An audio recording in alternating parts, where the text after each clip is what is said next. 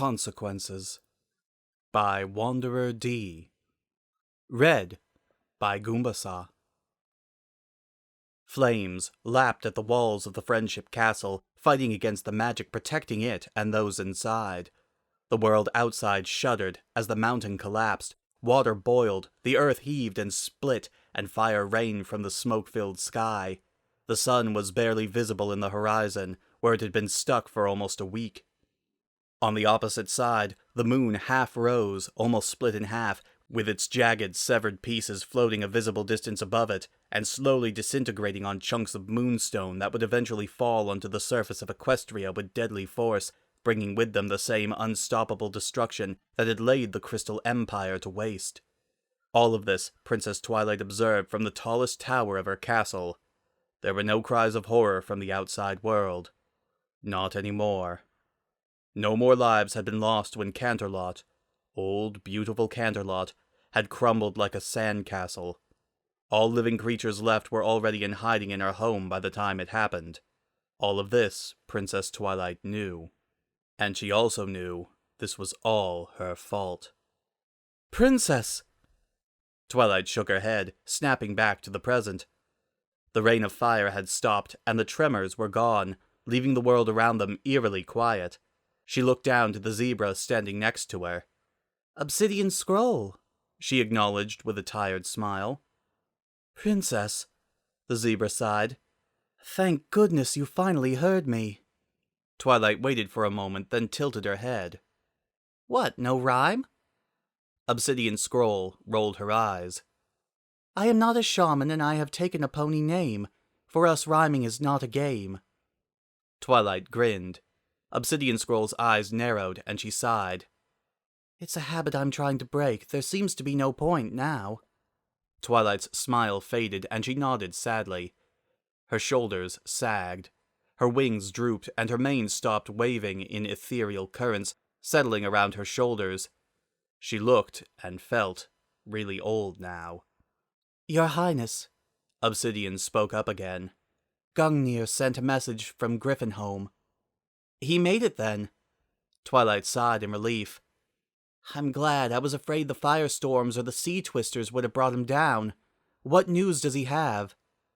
Obsidian bit her lip. "The capital is no more." She gulped and looked down. "By the time he arrived, it had mostly burned down or been washed away by tsunamis. He searched all over, but he could not find any living beings. He believes he is the last of his species." Twilight closed her eyes. "Oh, Gungnir, my dear student, I am so sorry." "I had hoped—" Obsidian couldn't finish the sentence. "Me too," Twilight said, placing a hoof on her assistant's shoulder. "Believe me, Obsidian, I had hoped they had made it to safety." Obsidian nodded. "I was there when Griffinholm was created, you know." Twilight spoke up, eyes lost in memory. "The first Griffin city created in the spirit of friendship, celebrating the renaissance of a millennial culture that had been dragged down by pettiness and despair for so long." She chuckled bitterly. "I never suspected something so beautiful wouldn't make it past its second century." "Princess!" A shout made them both turn to a Pegasus guard running up to them. "A dragon has been spotted approaching." "We haven't seen a dragon in these lands for over a century now," Obsidian hissed worriedly. "What does it want? Is it hunting for food?" She looked up to her princess. "Not this dragon," Twilight said sadly, watching it circle overhead outside of the reach of non-magical weapons. She turned briskly, making both Obsidian and the guard stumble before her assistant was at her side. "Open the gates," she ordered to the guard, whose eyes widened. "But—" "Open the gates," Twilight repeated. Despite her obvious fear, Obsidian stuck close to her princess as the heavy gates opened, allowing them both to step out onto the charred world outside the castle. Twilight gave her assistant an encouraging pat on the back with her wing, watching impassive as the dragon flew lower to land, with an earth-shattering impact in front of them. The two stared at each other for a moment, and then the dragon spoke. "Sister?" Obsidian's eyes were wide. "Spike," Twilight replied, fighting a weak chuckle at her assistant's flabbergasted expression. It would not do to laugh. Not today. Not right now. "It's good to see you." "Is it?" Spike asked, narrowing his eyes. "Because I just came from what's left of my cave."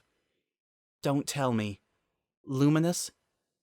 Spike looked away, then with obvious effort, he opened a claw and revealed the crushed bits of egg in it. Twilight's world lurched. "All of them?" Spike didn't answer, simply letting it drop at Twilight's hooves. "Spike, I'm so sorry. I know how much you loved her and—" "Spare me," Spike interrupted. "We're family. If you still feel any sort of bond to me—" I do! "Then don't give me platitudes!" Spike snapped, making Obsidian jump in fear.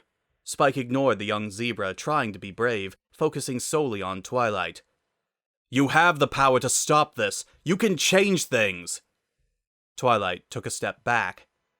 "Spike, you don't know what you're asking," she replied. "Of course I do," Spike retorted. "I'm telling you that you have the power to make all of this better." He motioned to the world around them. "How many ponies and zebra are left, Twilight? There might be 5 dragons. Who knows how many griffins made it? Celestia, Luna, Discord, and Cadence are gone. That's our whole remaining family, Twilight. It will take 1,000 years for them to reappear, if they even can, and at this rate, there won't be a world for them to come back to." Twilight looked away. "I can't." "You're telling me Starlight Glimmer can adapt a time-traveling spell, and you, with more than 500 years of experience, who could have done that before you even met her, if you had just felt like it, don't feel like it's worth using that spell to change things so we don't end up like this?" "Spike, changing the timeline is very dangerous, as you well know." "Is it going to end up worse than this?" "It could." "How?" Spike snapped. "You know that the reason my mate is dead right now, that there are basically no other living beings around other than your little band of refugees, is just because—" "Don't you dare say—" "It's because you thought your friends were more important than the world!" Spike snapped, eyes blazing. "They told you. The princesses and Discord, they told you what would happen. That you needed to let things—" "Spike! If you had only—" "Spike!"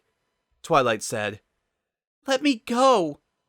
Spike blinked through the tears and slowly, painfully, forced open his claw, releasing Twilight. He had been crushing her so hard, he had almost broken through her shield. I'm sorry, It's all right, Spike." "Twilight," Spike sighed. "You have to know. This is the only way to save Equestria." Twilight shook her head. "Celestia, Luna, and Discord were right. It was part of the cycle," Spike insisted. "He's already gone now. You can sense it." Twilight closed her eyes. The oppressive energy was gone. The world was now at peace and at balance. She knew. "You know." Spike's voice was resigned. Twilight looked at Spike. "I made the right choice," she said softly. "No pony could have known. I wasn't going to allow this creature to use the Temple of Harmony." "He did it anyway," Spike responded. "It only took him 600 years to get to it, but he did it. And he took the rest of the world with him." He snorted, smoke trickling out of his nose. "And for what? For friends long dead." "Spike, I couldn't have known back then." "But you know now," Spike replied. "And you have the power to let yourself know of the consequences of your choice." He took a deep breath, visibly calming himself. "We're not talking about a missed test here, Twilight. I'm not telling you to consider this for a random, unimportant thing. Not even for my wife and hatchlings alone. You can fix this. For the entire world. I love them too, you know. I loved them and cherished their memories just like you do, but they are mortal." "Spike," Twilight sighed, watching him turn his back on her and take off. "Your Highness," Obsidian finally spoke. Was that dragon really your brother? Twilight smiled. Yes. She looked back to the sky where Spike was already little more than a speck. Spike is my little brother. We just haven't talked much in the last couple of centuries, and he has given me much more to think about. Twilight took a deep breath. Obsidian, if you had to make a choice between those dearest to you and the world, who would you choose? Obsidian gulped. I'd like to say the world, Your Highness, but I don't know. Twilight chuckled. Of course. I'm sorry to ask that of you now, my dear assistant, when you are not ready yet. That is a question most leaders have to answer in some way or another. She started walking back to the castle. I have to think. Can you really stop all this from happening? The young zebra asked, staying in pace. Maybe, Twilight admitted, stopping, but not looking back. My people would live? And the griffins, and buffalo, and dragons, and billions of others. And yet the world would change completely, for good or ill. Twilight looked at the sky. Discord would not have been overwhelmed and dissipated. The moon would not have been cracked into pieces from Luna's struggle and demise. The sun would not be burning the horizon while the rest of the world freezes. So why? We would cease to exist as we are now, Twilight interrupted. You and I might never meet. Gungnir might never be born. The world might suffer another, worse calamity. I might sacrifice my friends for nothing. Obsidian was trembling. Maybe it was fear for what she was about to ask. Nevertheless, she gathered her courage. And what are the chances of those things happening? Twilight did not respond, choosing instead to head back into the castle. 600 years ago. Twilight Sparkle, Princess of Friendship, reached the base of the first temple. It was ancient, made of dull gray rock of some sort, carved into harsh edges and towering over her. There were no gates, no obstructions, save for a single alicorn. Princess Luna? The princess smiled. Well met, Twilight Sparkle. What are you doing here? Did you come here to help me stop the Arbiter? Luna shook her head. Nay, I came to warn you, Twilight. The Arbiter is not good, but he is not evil either. His sole purpose is to bring balance to harmony. Twilight frowned. But at what cost? She raised her hoof, motioning past the temple. My friends were taken. Luna nodded sadly. I understand. But you must see the bigger picture, Twilight. The power of harmony resides in them, but also in each princess, even Cadence, although she brings balance to other forces. If it extracts it from them, they'll die.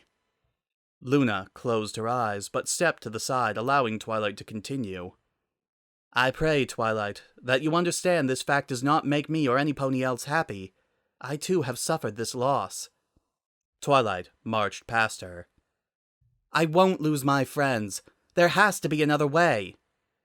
The next temple was pretty much the same, although the individual waiting was a bit of a surprise. Hello, Twilight, Discord said, waving his claw with a half-hearted enthusiasm. Fancy meeting you here. Not you, too, Twilight groaned. Surely the Lord of Chaos can't possibly want harmony. Well, Discord rubbed the back of his neck. No, not really. Then will you help me stop him? Discord looked away. I can't. Not now that I've rediscovered friendship. Not when I know the price of stopping him would break the hearts of my friends if they ever found out. Twilight snorted. And what is that prize? The world. Twilight shook her head. I can't accept that, Discord. I've created a spell that will stop Arbiter forever. If you're not going to help, step out of my way. She felt her stomach grow cold when Discord simply moved, allowing her to pass. She didn't say anything else. There was no need. She was too disappointed in him anyway to figure out a way to put it into words. As she was passing by him, however, he spoke up. When I tried to stop this from happening so long ago, it drove me mad. She turned, but he was already gone. The next temple was different. The rock felt warmer, and the temple didn't seem about to collapse like the previous two. She knew who would be there. My faithful student. Princess Celestia greeted her with a soft smile. Twilight shook her head. I thought we were equals now. Celestia nodded. We are. This place just brings back memories. Twilight sat down. Princess, are you here as well to advise me against continuing? Celestia nodded. Twilight stomped down on the floor. Up there, Starlight Glimmer, Rainbow Dash, Fluttershy, Rarity, Pinkie Pie, and Applejack are fighting for the future, and we immortals are expected to sit down and watch them without helping? Celestia sighed. There are times when immortals can step in and shape the world, Twilight.